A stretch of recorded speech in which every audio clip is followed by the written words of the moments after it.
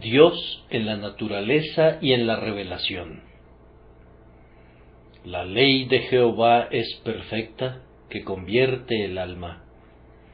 El testimonio de Jehová es fiel, que hace sabio al sencillo. Los mandamientos de Jehová son rectos, que alegran el corazón. El precepto de Jehová es puro, que alumbra los ojos. El temor de Jehová es limpio, que permanece para siempre. Los juicios de Jehová son verdad, todos justos. Salmo 19, 7-9.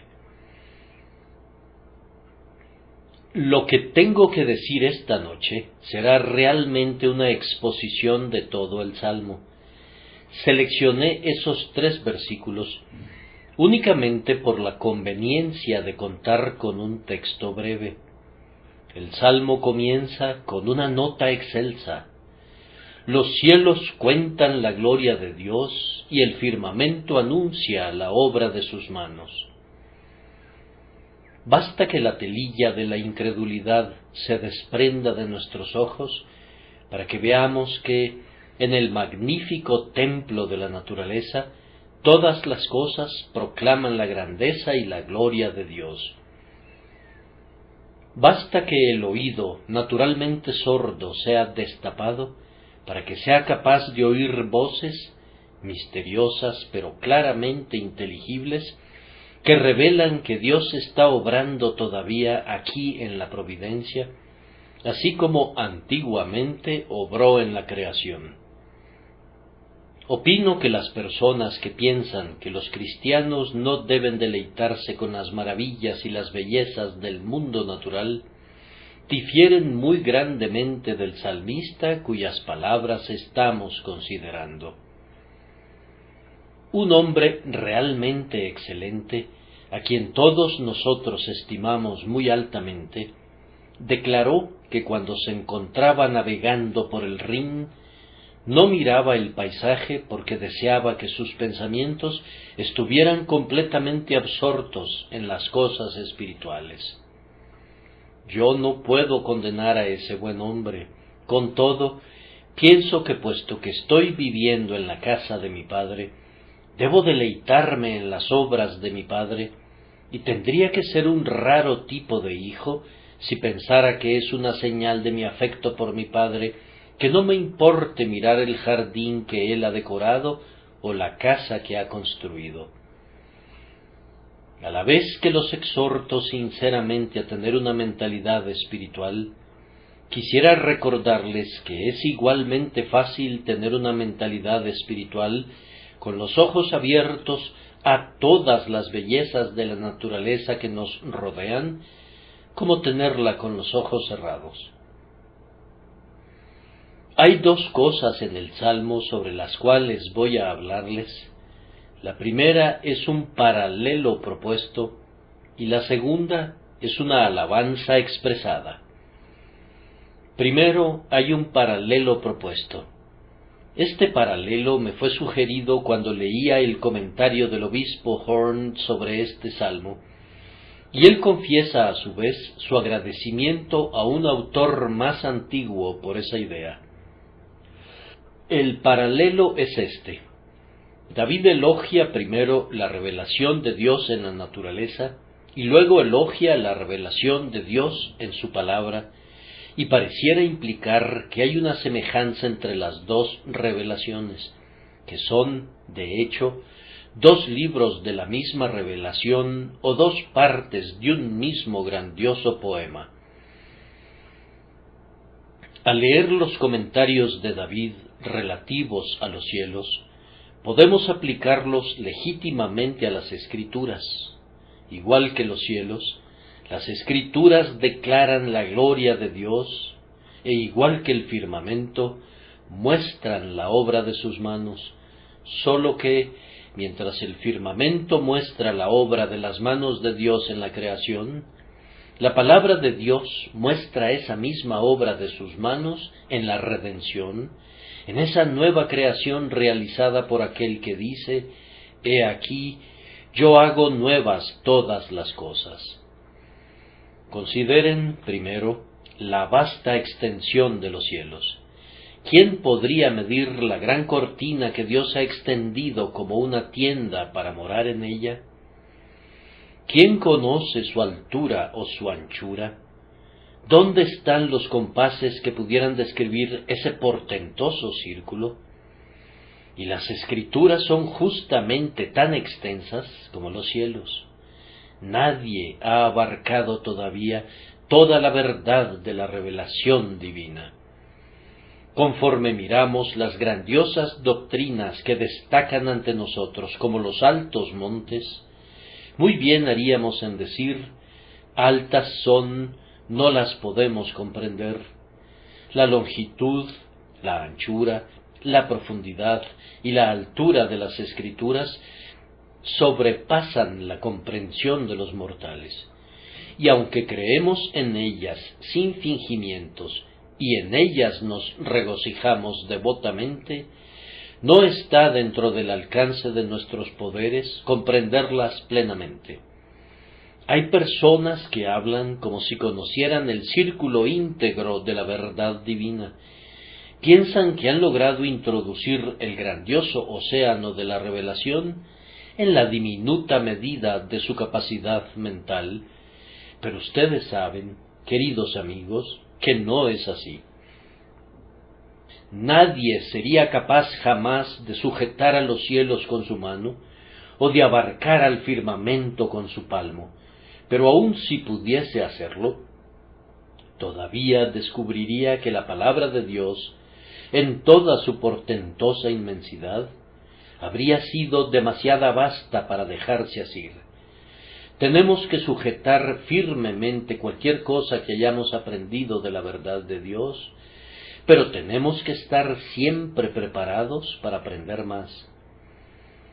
Decir en cuanto a mi Biblia que yo he alcanzado cada altura revelada por ella sería tan insensato como decir que he alcanzado el más sublime grado de vida espiritual posible. Pablo dice, no que lo haya alcanzado ya, ni que ya sea perfecto, sino que prosigo por ver si logro asir aquello para lo cual fui también asido por Cristo Jesús.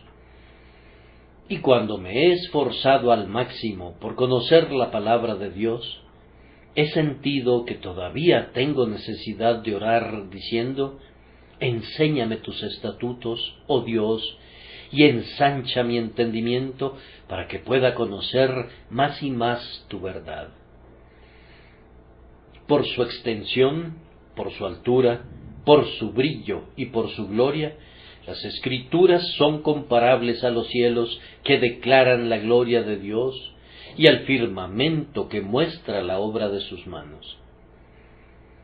Luego el salmista prosigue diciendo, un día emite palabra a otro día, y una noche a otra noche declara sabiduría, y así la revelación de Dios en las Escrituras está hablando siempre a los hombres.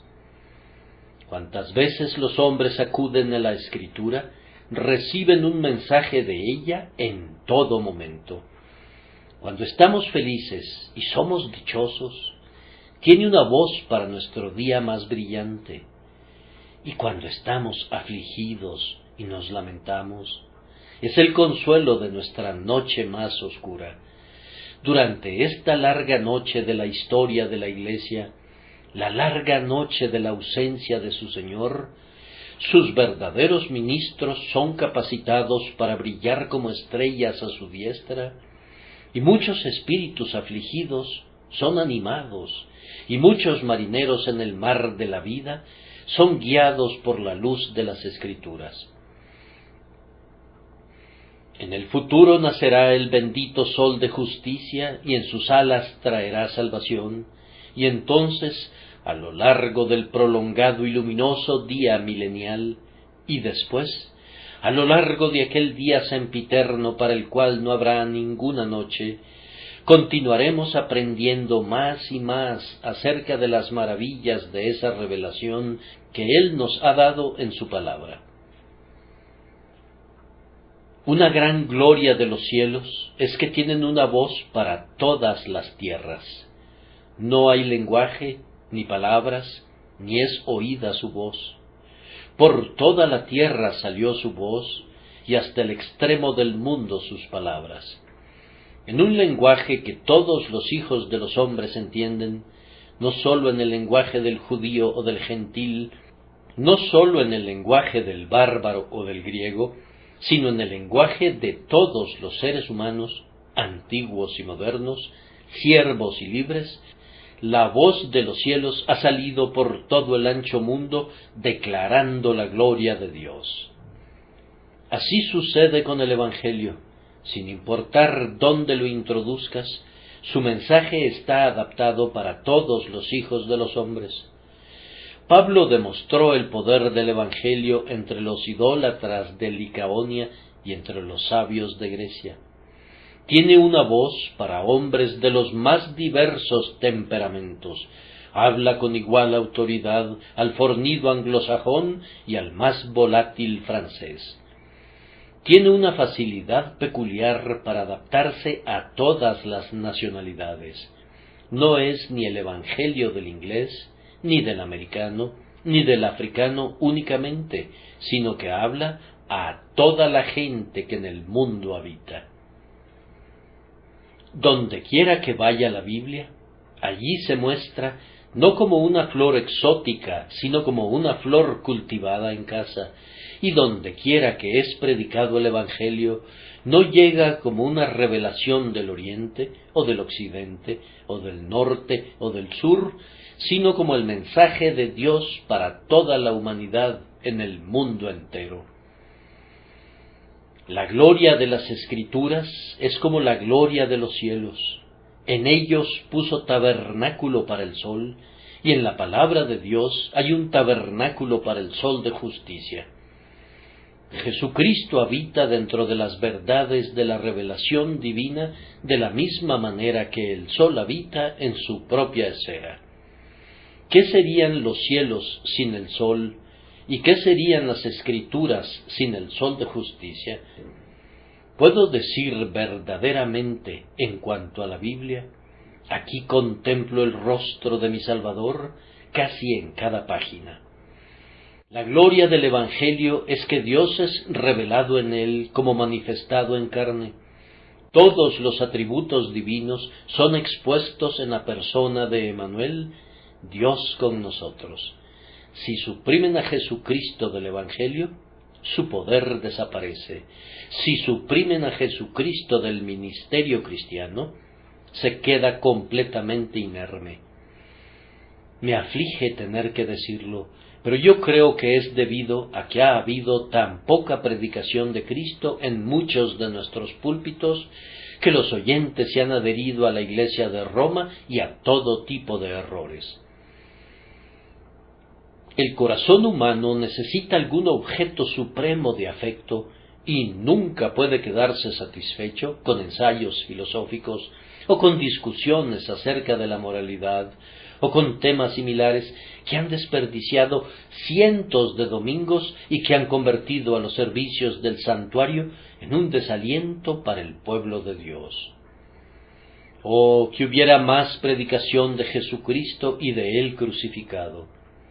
Si Él fuera levantado, atraería a todos los hombres a Él, y Él tiene que ser levantado, o de lo contrario, la predicación es un mero engaño solapado y un gozo para los demonios, pero para nadie más. A continuación, David dice muy elocuentemente acerca del sol, y éste como esposo que sale de su tálamo. ¿Y no es este un cuadro verídico de Cristo, según es revelado en las Escrituras? Él se comparó a un esposo durante su ministerio terrenal, y esa es su relación para con su iglesia, que es la desposada, la esposa del Cordero. Se afirma aquí de él que sale de su tálamo como salió del salón del consejo del decreto divino, diciendo: «He aquí, vengo, en el rollo del libro está escrito de mí, el hacer tu voluntad, Dios mío, me ha agradado, y tu ley está en medio de mi corazón». sale de la cámara de lo divino e invisible y se viste con las humildes ropas de nuestra humanidad. Viene a una vida de aflicción y sufrimiento, y con todo viene a ella con pasos gozosos, porque se deleita en cumplir la voluntad de Dios, y está encantado de redimir de la muerte y del infierno a su esposa. Luego, más tarde, sale de la cámara en la que había ocultado las glorias de su deidad durante los 33 años de su estadía en la tierra, y ahora sale de su cámara continuamente cuando su evangelio es proclamado fielmente en el poder del Espíritu Santo. De cierto, este es un cuadro verídico de Cristo, según es revelado en las Escrituras, como esposo que sale de su tálamo. Es también un cuadro suyo como un paladín, se alegra cual gigante para correr el camino, cual gigante, no como alguien débil que jadea y se esfuerza para mantenerse en la pista, sino como un hombre fuerte que se alegra porque sabe que llegará victorioso a la meta. Cuando hace su aparición en el Evangelio, domingo tras domingo y semana tras semana, nuestro Señor Jesucristo no sale para ser derrotado. No sale, como algunos de mis hermanos parecieran imaginar, necesitando las pruebas que de su existencia y deidad ellos aportan, ni necesitando las apologías para su evangelio que ellos elaboran, sino que sale para lograr sus propósitos sempiternos, para poder decirle a su Padre, al final, lo mismo que le dijo cuando estaba aquí en la tierra: he acabado la obra que me diste que hiciese. La voluntad de Jehová será en su mano prosperada. Verá el fruto de la aflicción de su alma y quedará satisfecho.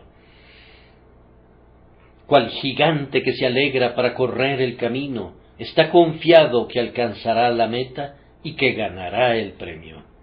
Es una larga y ardua carrera. Es una carrera en la que hay muchos competidores, pero cuando Jesús los mira a todos ellos, sabe que les ganará y que la corona de la victoria será seguramente suya.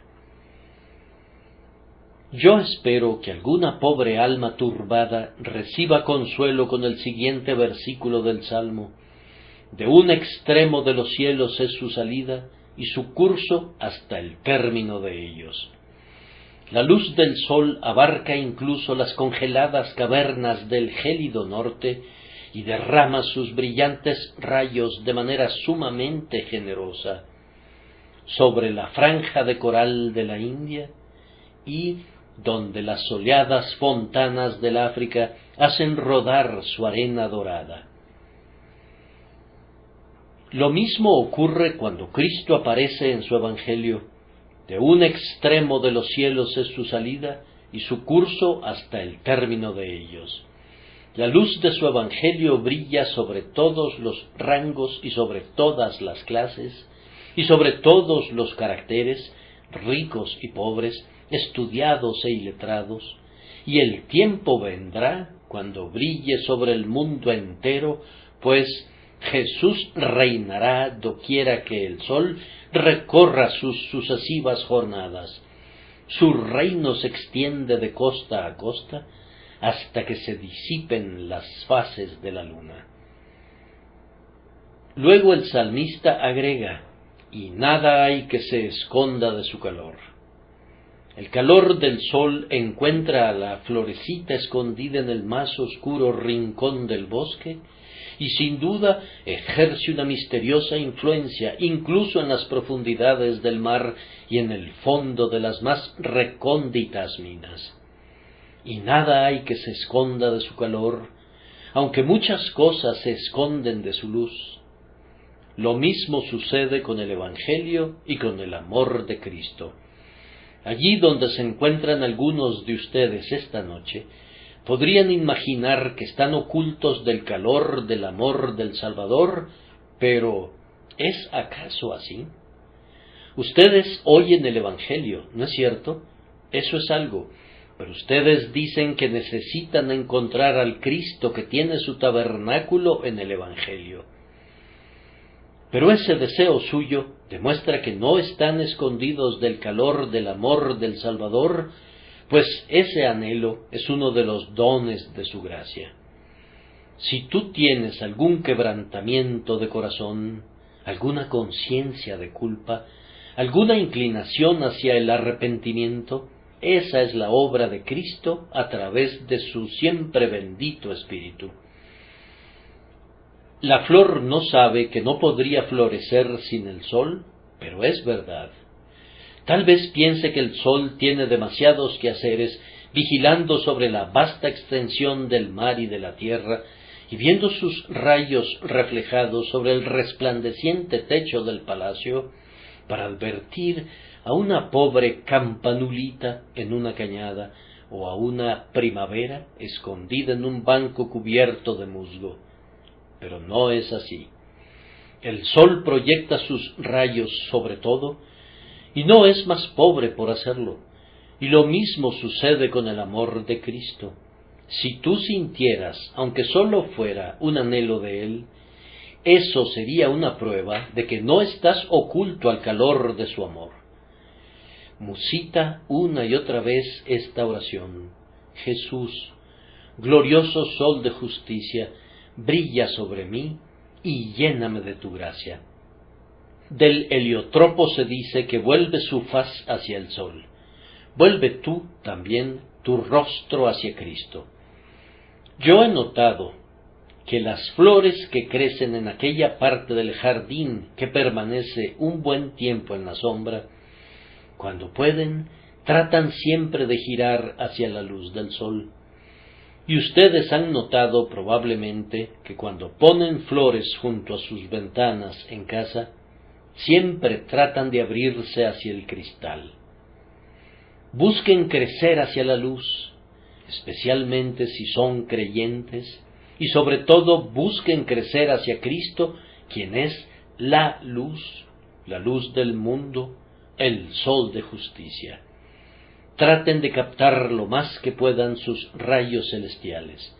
Recuerden que el sol no desmerece por compartir muchos de sus rayos con las flores, y Jesucristo no perderá nada por darles el don de su gracia. El sol de justicia será justo tan brillante y glorioso como antes. Es más, será todavía más glorioso conforme su gloria sea expuesta en ustedes. Entonces, yo quiero que consideren la palabra de Dios con gran reverencia y afecto, porque allí está montado un tabernáculo para Jesucristo. Si quieren aprender todo lo que puedan relativo a Jesucristo, tienen que estudiar diligentemente la palabra que lo revela a nosotros. Habiendo hablado sobre el paralelo propuesto, me dirijo ahora a nuestro segundo tema, que es la alabanza expresada. Les recuerdo de nuevo que estoy haciendo una exposición más bien que una predicación de un sermón, y cuestiono seriamente si no sería mejor que expusiéramos con más frecuencia la Escritura, en vez de dar expresión a tantas de nuestras propias palabras y pensamientos. Hablando en este salmo sobre la palabra de Dios, David usa 6 expresiones para describirla, y cada una le brinda un encomio especial con el objeto de recomendarla para nosotros. Como regla general, el impío conoce la Biblia únicamente por un nombre o dos, tal vez. La llaman la Biblia o las Escrituras, y eso es acaso todo lo que conocen acerca de ella. Pero un hombre que está muy familiarizado con sus contenidos tiene diversos nombres para ella. El ejemplo más notable de esto es el Salmo 119, que contiene 176 versículos, y casi cada uno de ellos hace mención de la palabra del Señor.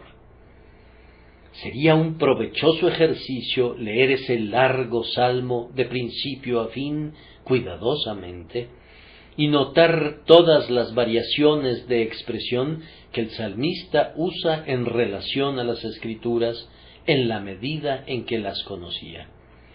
Pero para nuestro presente propósito, bastará que limitemos nuestros pensamientos a las 6 descripciones y encomios que encontramos en el Salmo 19. Primero, David dice: la ley de Jehová es perfecta, que convierte el alma.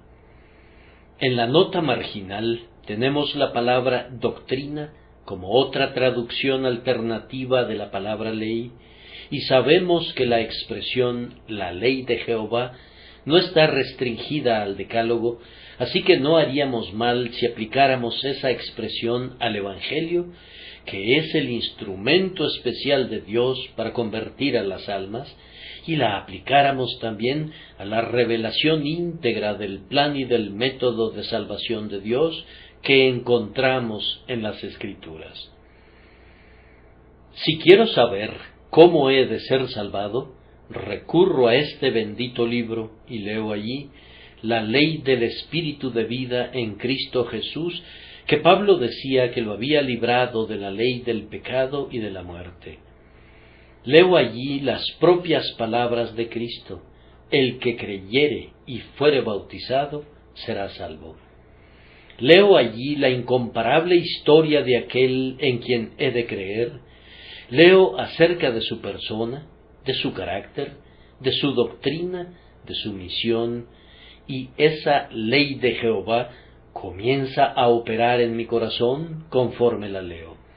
No sólo cambia mis acciones externas, sino que renueva mi mente, modifica todo el sentido y el propósito de mi vida, y en palabras de David, convierte mi alma.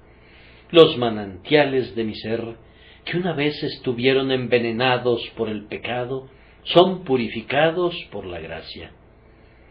Yo sé que ustedes han comprobado que eso es cierto, amados, y que, por tanto, ustedes aman esta ley de Jehová. McChain dice que es la palabra de Dios, y no nuestros comentarios acerca de ella, lo que salva a las almas. Yo he notado a menudo que en las conversiones no ha sido tanto la palabra del predicador la que ha sido bendecida, sino la propia palabra de Dios, aunque esta, por supuesto, es una regla para la cual hay excepciones, pues nuestro Señor Jesús mismo dijo en su grandiosa oración intercesora: «Mas no ruego solamente por estos, sino también por los que han de creer en mí por la palabra de ellos, no únicamente por medio de la propia palabra de Cristo, sino a través del testimonio veraz y fiel de sus siervos». Y la palabra de los predicadores y de los maestros sinceros y creyentes sigue siendo bendecida para los oyentes y para los estudiantes. Sin embargo, la gran agencia convertidora es la palabra de Dios, pues la ley de Jehová es perfecta. En ella no hay nada que sobre y no hay nada que pudiese faltar.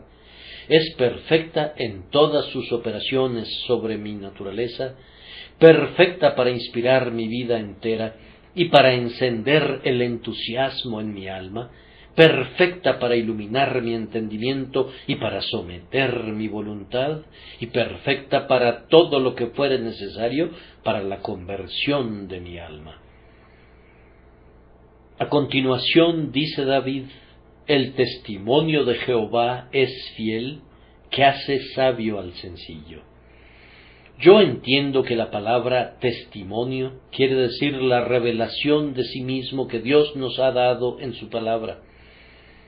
Él da testimonio de su propia paternidad y de su adopción en su familia, de todos los que creen en su Hijo Jesucristo. Da testimonio de todos sus atributos según son revelados en la persona y obra de nuestro Señor Jesucristo. Da testimonio de su propio amor eterno y de su fidelidad a cada promesa que ha hecho a sus elegidos. Da testimonio de muchas cosas que no habríamos podido descubrir nunca a partir de la naturaleza, y todo su testimonio hace sabio al sencillo. Sobre el pórtico de una de las academias en Atenas se encontraba escrito: quien sea ignorante de la aritmética no puede entrar aquí. Pero sobre el pórtico de la palabra de Dios está inscrito: quien sea ignorante es aquí bienvenido. El testimonio de Jehová está lleno de divina sabiduría y con todo es expresado en un lenguaje tan claro que aun los niños pueden entenderlo. Así que los sencillos acuden a él para ser hechos sabios, y con frecuencia lo que está escondido para los sabios y prudentes les es revelado a los niños, porque así le agradó a Dios. Entonces yo entiendo que la palabra de Dios, antes que nada, me enseña cómo puede ser convertida mi alma, y luego, habiendo sido convertido, acudo a este bendito libro con un propósito muy diferente. No lo hago para descubrir cómo he de ser salvo, sino para aprender más cosas relacionadas con el Dios que me ha salvado. Y conforme leo su testimonio relacionado consigo mismo, hace que sea sabia mi alma sencilla. Habiendo avanzado hasta este punto, necesito algo más, y David a continuación dice: los mandamientos de Jehová son rectos, que alegran el corazón. Esta palabra, mandamientos, según la entiendo, se refiere a las ordenanzas del decreto del Señor, a los mandatos y edictos del Rey, y también a sus promesas, que son una transcripción de sus decretos. David dice que los mandamientos de Jehová son rectos. Por supuesto que lo son, ya que son sus estatutos, y que hacen que el corazón se alegre, y nosotros podemos confirmar esa declaración en nuestra propia experiencia. Yo he confesado a menudo que, cuando mi espíritu se deprime, nada podría sustentarlo excepto la buena y anticuada doctrina calvinista. Si no están hambrientos, podrían contentarse con la porción puesta ante ustedes por la moderna escuela de predicadores, y podrían disfrutarla cuando hay buen clima. Pero cuando las tormentas de la tribulación aúllan en torno suyo, cuando están conscientes de una gran necesidad de alimento que satisfaga el alma, entonces yo creo ciertamente que la vieja doctrina de Agustín, que es la doctrina del apóstol Pablo y de su Señor y Maestro Jesucristo, es la única porción que su corazón puede disfrutar con regocijo. Cuán dulce es, en un momento así, apoyarse por completo en los eternos propósitos de Dios en Cristo Jesús. Saber que la propia vocación y elección son firmes, saber que a los que aman a Dios todas las cosas les ayudan a bien, esto es, a los que conforme a su propósito son llamados, eso es ciertamente un banquete de manjares suculentos, banquete de vinos refinados, de gruesos tuétanos y de vinos purificados. La madre del rey Lemuel dijo: dad sidra al desfallecido y el vino a los de amargado ánimo.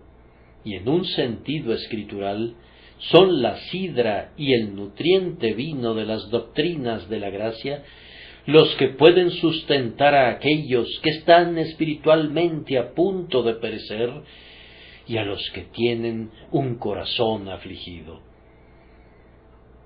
Hay algunos que estarían de acuerdo con David hasta donde hemos avanzado, pero no están tan ávidos de escuchar su siguiente frase: el precepto de Jehová es puro, que alumbra los ojos. Siendo convertido, el hombre aprende todo lo que puede del testimonio del Señor. Luego su corazón se regocija en los estatutos del Señor y prosigue obteniendo una mayor iluminación del mandamiento del Señor. Algunas personas no parecieran tener jamás sus ojos iluminados porque descuidan obedecer los preceptos del Señor, es seguro que la desobediencia traerá su propio castigo. Y hay algunos que no pueden leer claramente su propio interés en Cristo, porque su negligencia para guardar sus mandamientos ha cerrado sus ojos, tal como podría haberlo hecho una nube de polvo. Hay una gran recompensa para quienes obedecen sus preceptos, y aunque somos salvados por gracia y no por nuestras obras, con todo, en la economía de la gracia hay ciertas recompensas que sólo son otorgadas a quienes guardan diligentemente los mandamientos del Rey. Dichosos son aquellos que, como Caleb, siguen al Señor plenamente. Ciertamente estarán entre las almas vírgenes que en el monte Sión celestial siguen al Cordero por donde quiera que va.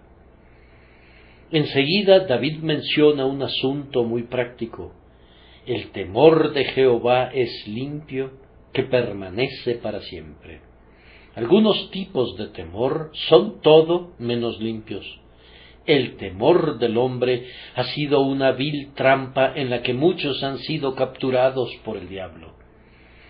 La concesión es muy popular hoy en día, pero la Biblia es un libro que no hace concesiones, y el temor de Jehová es un principio que no hace concesiones en absoluto. Si este bendito temor permea completamente nuestras almas, no lo perderemos nunca, pues David dice, verídicamente, que permanece para siempre. Si hay alguna vez un hombre que realmente estuvo muerto y enterrado y fue resucitado con Cristo, no hay ningún miedo de que experimente jamás un proceso de regresión como sería estar muerto con Cristo y luego vivir de nuevo para el mundo. Hay algunos principios que sólo son poderosos por un tiempo, pero el principio de la gracia, que produce el temor del Señor, ejerce una permanente influencia sobre cualquiera en quien el Espíritu Santo la obre, y no hay ninguna posibilidad de que el amor del mundo o el temor del hombre lo eche fuera. Que ese clemente Espíritu obre este santo temor en cada uno de nosotros. Luego, por último, David dice, los juicios de Jehová son verdad, todos justos. Siempre que pienso en los juicios de Jehová en los tiempos antiguos, considero que siempre son juicios justos. Justo fuiste, oh Señor, cuando derramaste el granizo de fuego sobre Sodoma y Gomorra, cuando eliminaste a Faraón y venciste a sus ejércitos en el Mar Rojo, y cuando tu ángel mató al ejército de Sennacherib. Justo has sido, oh Dios, al destronar a las antiguas monarquías que habían quedado inmersas en la iniquidad.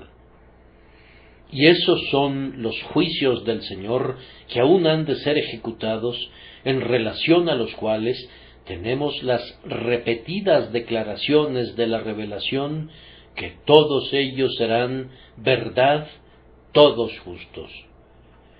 Esas son las propias palabras que son usadas en relación a los juicios del Señor sobre la gran ramera que ha corrompido a la tierra con sus fornicaciones. Con este bendito libro en nuestras manos, y especialmente si sus verdades son entronizadas en nuestros corazones, podemos enfrentar confiadamente el futuro y no alarmarnos por ninguno de los errores que pudieran surgir en torno nuestro.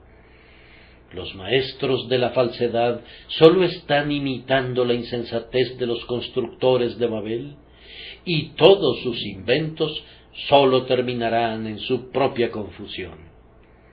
El sol se ha puesto, y en 1 o 2 horas el mundo aparecerá cubierto con un vestido más sombrío del que ahora lleva. Si ustedes salen a la medianoche, no verán nada excepto a las titilantes estrellas y a unas cuantas lámparas vacilantes. Con todo, el sol no se ha apagado y su luz no ha sido suprimida. Esperen al momento designado, y la gran luz del día será de nuevo, como esposo que sale de su tálamo, se alegra cual gigante para correr el camino. La oscuridad pudiera cubrir tu mente esta noche, la oscuridad pudiera cubrir tus circunstancias, la oscuridad pudiera cubrir durante un tiempo incluso a la Iglesia de Dios en la tierra, pero aquella antigua promesa sigue siendo verdadera. Mas a vosotros, los que teméis mi nombre, nacerá el sol de justicia, y en sus alas traerá salvación. Asegúrense de estar del lado del Señor, de poner su confianza en la sangre preciosa de Jesús, y de esperar en Él más que los centinelas a la mañana. Y entonces, cuando Él venga, será para ustedes un día de luz y no de oscuridad, y los días de su lamentación habrán concluido para siempre. Que el Señor consuele sus corazones, los sostenga bajo cada tribulación, los conserve en su amor y los capacite para esperar pacientemente su venida por causa de su amado nombre. Amén.